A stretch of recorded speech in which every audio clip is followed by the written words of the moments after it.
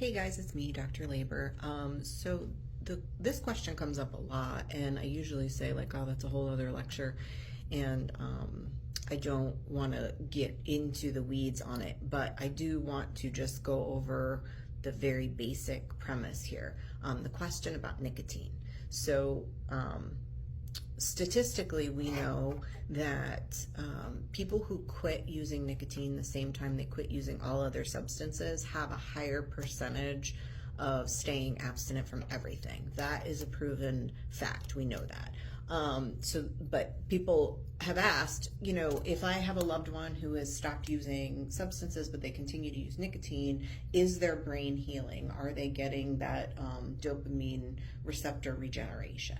And so I wanted to show everybody just kind of, and again, me and my super simplifications, but essentially, if this is the threshold for, normal people, can we see that? Can you even see that? I don't know. Let me see. So, is that better? It's a little bit better. Okay, so if this is the threshold for normal people to experience pleasure, so this is your baseball field is full of dopamine receptors. You pet the dog, you get a raise, you whatever, and you cross that threshold and your brain goes, oh yeah, I like that, that's enjoyable, right? And then over time you start using drugs or alcohol and you get this huge spike in pleasure, and over time that threshold moves up. So now you have fewer receptors, your brain demands more dopamine to experience the same amount of pleasure, and so normal things are not as pleasurable, right? So this is my Addiction 101 lecture, simplified. So what happens with nicotine? With nicotine, we get this higher than normal spike, but not quite as high as with the highly rewarding substances. And so what happens with continued nicotine use is the threshold does move up, right? But it moves up to something that is still considered a normal range. However, that requires a slightly higher quantity of dopamine.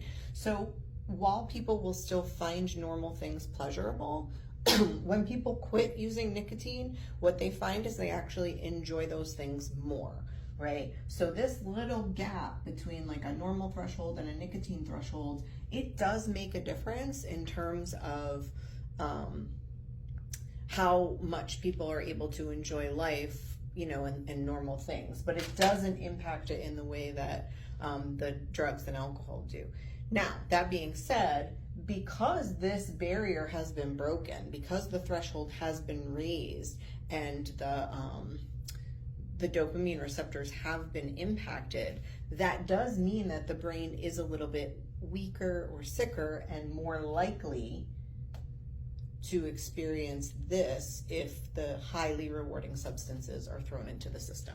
So it's not to say that if you use nicotine, you're going to become addicted to other substances, but it is saying that if you use nicotine, you are slightly more likely to develop addiction to other substances. That is true. And also, if you use nicotine, you're more likely to relapse on those other substances if you are in recovery. So I hope that answers that question. Again, there's a billion different kinds of receptors and things happening in the brain when it comes to nicotine. It's not just this simple, but from the addiction perspective, the reward center perspective, this is what's happening.